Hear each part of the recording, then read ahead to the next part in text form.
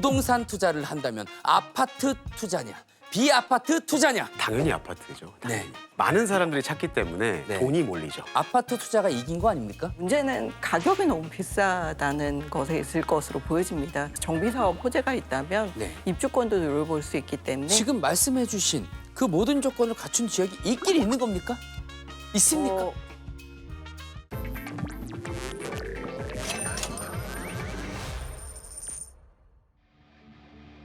장르가 뭐니 아주 논쟁적이고 뜨거운 순서죠. 전문가들의 치열한 머리 토론, 생각이 달라 시간입니다. 대한민국은 흔히 아파트 공화국이라고 불리죠. 외국인들이 한국에 오면 여기도 아파트, 여기도 아파트, 저기도 아파트, 아파트. 도심 곳곳에 고층 아파트 단지가 빼곡히 들어선 것을 보고 문화 충격을 받는다고 합니다. 하지만 이 모습이 과연 주거의 정답일까요? 빌라, 오피스텔, 단독주택 같은 비아파트 또한 많은 사람들이 실거주와 투자의 대안으로 주목하고 있는데요. 자, 그래서 오늘의 질문을 준비해봤습니다. 부동산 투자를 한다면 아파트 투자냐, 비아파트 투자냐? 궁금증에 대한 해답을 얻고자 부동산 투자 고수 두 분을 모셨습니다. 한 회사에 근무를 하는데 부동산 투자에 대한 전략을 바라보는 시각과 가치관은 완전히 다른 두 분입니다. 함영진 부동산 리서치 랩장님 그리고 남혁우 부동산 연구원님 두 분 함께해 주십니다. 안녕하세요. 안녕하세요. 안녕하세요. 안녕하세요. 반갑습니다. 네. 자, 그럼 본격적인 시작 전에 개인적인 질문을 한번 드려보도록 하겠습니다. 두 분은 부동산 투자로 수익을 내셨는지요? 뭐 수익률은 200% 정도도 있었던 적이 있었습니다. 200%면 2배 상승을 아파트입니까? 아파트입니다. 오늘 비아파트 전문가로 와주셨는데 아파트에 대한 이야기를 해주고 계십니다. 지금 많이 기울어진 것 같습니다. 시작부터. 연구원님, 예. 기분 좋으시죠? 네.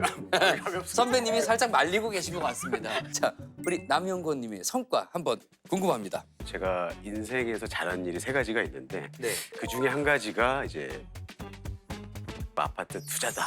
이렇게 말씀을 좀 드려보면서 수익률도 얘기하셔야죠. 수익률이요? 수익률 뭐 저 200% 정도. 두 분. 예. 두 분 다 수익률이. 예, 사이가 좋기 때문에.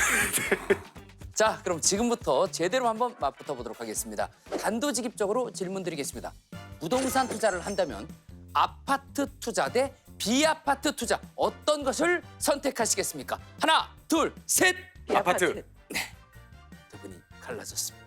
자, 제가 얼마 전 부동산 뉴스를 딱 클릭을 했는데 강남구 압구정동 현대아파트 한 채가 무려 정말 깜짝 놀랐습니다. 130억 원에 팔렸다. 이런 기사가 눈에 확 들어오더라고요. 이거 이미 아파트 투자가 이긴 거 아닙니까? 아파트 투자가 이긴 거죠. 저희 아파트 공화국이란 말 괜히 있겠습니까? 사실 뭐 아파트는 부동산계의 아닙니다. 많은 사람들이 찾기 때문에 네. 돈이 몰리죠. 그 유동성이 좋고요. 네. 두 번째로는 상대적으로 시장이 안 좋아도 팔 수 있습니다. 그다음에 이제 마지막으로 말씀드릴 수 있는 거는 안정적이다. 부동산 위기가 있었을 때도 하락은 했지만 가격 회복을 해서 우상향을 다시 시작하고 있지 않습니까? 이런 3박자를 갖춘 부동산 투자 상품, 부동산계의 아이콘이 아파트다. 뭐 이렇게 말씀드려보고 싶습니다. 어떻게 생각하십니까? 랩장님. 저도 뭐 비슷한 의견을 갖고 있긴 한데요. 그럼 오늘 녹화가 여기서. 조금만 네. 말해드릴까요? 예, 알겠습니다. 그 서울 주택 시장의 선호가 굉장히 강한 건 사실입니다. 다만 이제 문제는 가격이 너무 비싸다는 것에 있을 것으로 보여집니다. 특히 서울 지역 같은 경우 호당 평균 아파트의 가격이 13억 6천만 원입니다. 전국 기준으로 연립다세대 아파트의 호당 평균 가격이 2억 3천만 원 정도. 서울 지역 같은 경우는 한 3억 7천 정도입니다. 이제 아파트의 거의 5분의 1 정도의 가격으로 실거주가 가능하죠. 그러니까 아파트는 사실 너무 진입 장벽이 높고 네. 비싸고 허리띠를 졸라 매야 하잖아요. 맞습니다. 40% 정도 집값의 대출을 받는다면 사실 40%는 내 거라기보다는 은행 거라고 금융사 거라고 할 수 있겠죠. 그래서 네. 그런 부분에 있어서 좀 부채를 줄이면서 투자할 수 있는 방법이 아닐까 싶습니다.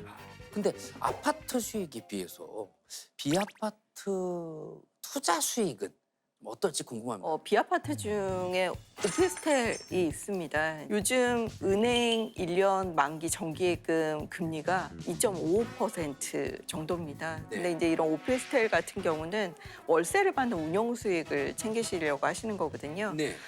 세전 수익률이 4%에서 5% 정도까지도 나는 경우도 있기 때문에 은행 예금 금리의 거의 두 배 정도 되는 수익을 노릴 수 있다고 볼 수 있겠죠. 꾸준하게 노후의 임대 수익을 생각하시는 분들 위주로 자기 자본으로 투자하시는 것들을 좀 권해드리고 싶습니다. 오피스텔이 갖지 못한 가장 큰 게 하나 있죠. 실사용 가치입니다. 오피스텔은 저희가 실제 사용하는 네. 전용 면적이 계약 면적까지 포함되기 때문에 굉장히 적죠.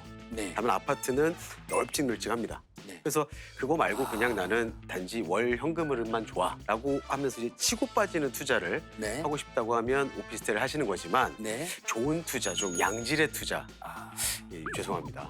양질의 예. 투자, 좋은 투자. 남영건님은 언제까지 잼만 칠 거야? 크게 한 방 쳐야지. 과감하게 갑시다. 이렇게 말씀하고 제가 계시고 이제 말씀드리면서 예. 네. 그래서 우리 랩장님께서는 그래도 차근차근 한 땀 한 땀 천천히라고 말씀을 해주고 계신 것 같습니다. 오피스텔이 규제가 좀 많이 완화됐어요. 예전에는 발코니 설치가 안 됐고요. 그리고 중대형이라고 해도 화장실은 하나밖에 안 되고 욕실 설치도 되지 않았습니다. 그리고 네네. 바닥 난방도 중대형은 설치가 안 됐는데 최근에 그 규제가 모두 풀렸습니다. 네. 그래서 그런 부분들을 고려했을 때 이제 과거보다 최근에 지어지는 것들은 분양가가 약간 높지만 전용률이 좀 높습니다. 실사용 스페이스가 아파트 못지않은 경우도 있기 때문에 영건님이 좀 답답하지 않나 이런 식으로 표현하셨거든요. 좀 작습니다. 아파트 들어가면 시원하지 않습니까? 시원하죠, 아파트. 요즘 의외로 방범 그리고 편의시설, 엘리베이터가 잘 마련된 비아파트들도 굉장히 많이 건설되고 있습니다. 시공 능력이 좋아졌기 때문에 좀 현실적으로 실거주 목적에서 또는 일부에서는 재개발, 재건축까지 정비사업 호재가 있다면 네. 입주권도 노려볼 수 있기 때문에 개발의 호재로 또 수익이 날 수도 있다라는 말씀을 해주셨습니다.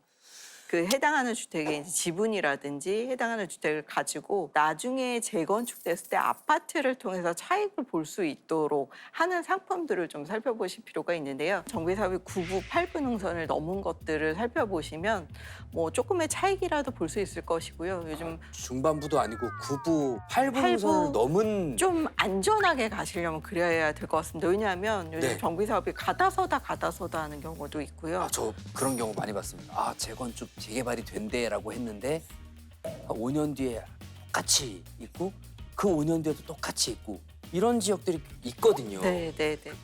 알겠습니다. 개발 없이도 아파트는 그냥 오르잖아요. 말씀 좀 해주십시오. 아파트가 이제 개발 없이 오르는 경우도 있지만 네. 아파트 역시 재건축 사업이라는 개발을 통해서 상승하는 경우도 많습니다. 개발 이익 관점에서만 보신다면 재건축 아파트가 일반 기축 아파트보다는 높은 수익금과 수익률을 보일 수밖에 없는 거고요. 네. 다만 이제 저희가 소위 접하는 그 구축 아파트라 함은 통상적으로 물가 상승률 이상의 안정적이고 중립적인 가격 우상향을 보이기도 하고 전세 보증금이라는 것도 계속 우상향하지 않습니까? 네네. 그래서 전세 보증금이 우상향하게 되면 아무래도 임대인인 갭 투자를 한 원 소유주가 네. 투자금을 회수할 수 있는 또 그런 방안이 될 수도 있거든요. 그래서 그런 컨셉의 상승인 구축 아파트라고 보시면 될 것 같아요. 그러시군요. 근데 그동안 정부에서 집값 잡는다고 다양한 규제를 해왔습니다. 최근에는 서울, 강남, 서초, 송파, 용산구 쪽 아파트를 토지거래 허가구역으로 지정을 했었는데요. 그 결과 어떻습니까? 토지거래허가 구역을 다시 지정하는 규제가 시행되고 나서 한 달 정도 아파트 시장이 좀 멈칫거리는 게 있었거든요. 근데 네네. 지금은 여러분들 잘 아시는 압구정동, 대치동, 반포, 잠실 이런 곳들이 신고가가 많이 나오고 있어요. 그러면서 이제 주변으로 인근 지역 타 아파트로 좀 상승 분위기가 확산되는 분위기입니다. 그래서 왜 그러는지를 좀 들여다보면 네. 토지거래허가로 인해서 어떻게 보면 매물이 굉장히 급감했어요. 시장에 유통되는 매물들이 굉장히 줄다 보니까 그 수요 한두 건 거래가 다시 또 시장에 과열을 자극하는 이런 모습들이 나온 것도 있고요. 네네. 마지막으로는 이제 7월에 저희 스트레스 DSR이라는 대출 규제 시행을 앞두고 있어서 네. 그 시행하기 전에 한 발 빠르게 좀 대출 막차를 타자 하는 이런 수요 움직임도 있었던 것 그 같습니다. 막차를 향해 뛰어가는 제 주변인들이 굉장히 많거든요. 오, 네. 예, 생각보다 많더라고요. 어떻게 바라보고 계십니까? 토지거래구역으로 붙게 되면 반드시 실거주 입장에서 뭐 주택을 구입하셔야 되고요. 뭐 전세를 끼고 주택을 구입하는 갭 투자는 아예 불가하다고 할 수 있겠습니다. 이런 상황에서 이들적은 좀 집값이 좀 비싸긴 하잖아요. 이럴 때 이제 비아파트가 일부 틈새 역할을 할 수도 있다고 보여지는데요. 실제 이제 거래량이 좀 증가하기도 했습니다. 뭐 지난해 1분기에 비아파트 거래량이 한 1,438건 이랬는데 올해 1분기에는 한 1,785건으로 올해 거래량이 오히려 늘어나기도 했습니다. 6월 4일부터 비아파트에 대한 6년 단기 등록 임대 그 주택 제도가 부활합니다. 빌라나 다세대 주택을 매입해서 정부에 임대사업자 등록을 하시게 되면 네. 이제 종합부동산세, 그다음에 양도소득세, 법인세를 감면받으실 수 있기 때문에 네. 세제 혜택이 좀 크죠. 그리고 2026년까지 적용되는 부분이긴 한데 기존에 한 채를 갖고 있는 1주택자가 지방의 인구 감소 지역에 한 90여 곳 정도 있습니다. 이런 지역에 이제 공시가격 4억 원 이하의 주택을 매입하신다면 1세대 1주택 특례 같은 세제 혜택을 받을 수 있기 때문에 사실 비아파트와 관련된 세제 혜택이 좀 많이 풀려 있는 상황입니다. 세제 혜택을 많이 볼 수 있는 거군요. 네. 자, 주택 시장이 뜨거워지면서 생애 처음 주택 매수에 나서 30대 계층이 크게 늘었다는 조사 결과가 나왔습니다. 첫 집 마련을 준비하는 2030 세대 분들의 부동산 투자, 아파트가 좋겠습니까? 비아파트가 좋겠습니까? 우리 남영구님 먼저. 당연히 아파트죠. 네. 저희 사실 22년도에 역전세 그리고 전세 사기 이슈 뭐 이런 것들이 있었잖아요. 그래서 네네. 빌라는 여전히 신뢰성을 좀 담보할 수가 없는 투자 상품입니다. 똘똘한 한 채라는 아파트 정의를 다시 좀 해봤으면 좋겠어요. 그러니까 네. 똘똘한 한 채라는 게 꼭 강남에 있고 엄청 비싼 아파트만 똘똘한 한 채가 아니고 네. 저희가 있는 자산 소득 여건에 맞춰서 가장 좋은 걸 선택할 수 있는 게 똘똘한 한 채가 될 수도 있거든요. 내가 지금 살 수 있는. 그렇죠. 네. 근데 이제 예를 들면 뭐 도심에 위치한 소형 평형의 방 3개짜리 뭐 6억에서 또는 9억 이하의 이런 아파트들도 굉장히 좋은 똘똘한 채가 될 수 있어요. 왜냐하면 수도권 외곽이나 지방 같은 경우에 일반 분양을 6, 7억, 7, 8억 이렇게 하는 곳들이 굉장히 많거든요. 그래서 이런 것들도 한번 살펴보시는 똘똘한 채 나쁘지 않을 것 같다라는 생각입니다. 자, 우리 함 랩장님.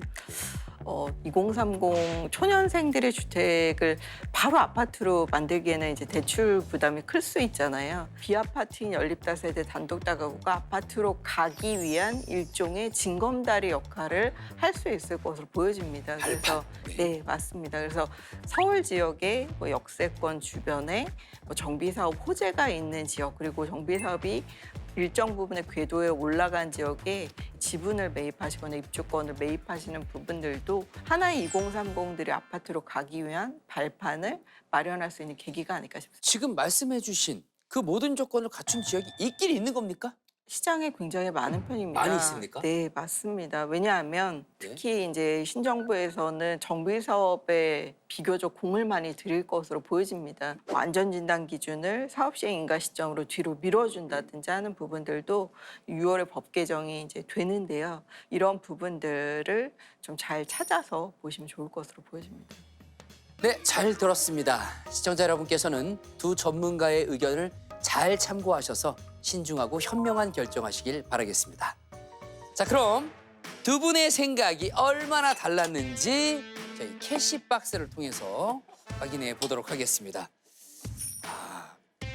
우리도 은행에 계신 분들이랑 돈을 세는 게 좀 다를 줄 알았는데 저희랑 똑같이 답답하게 한 장 한 장 세고 계십니다.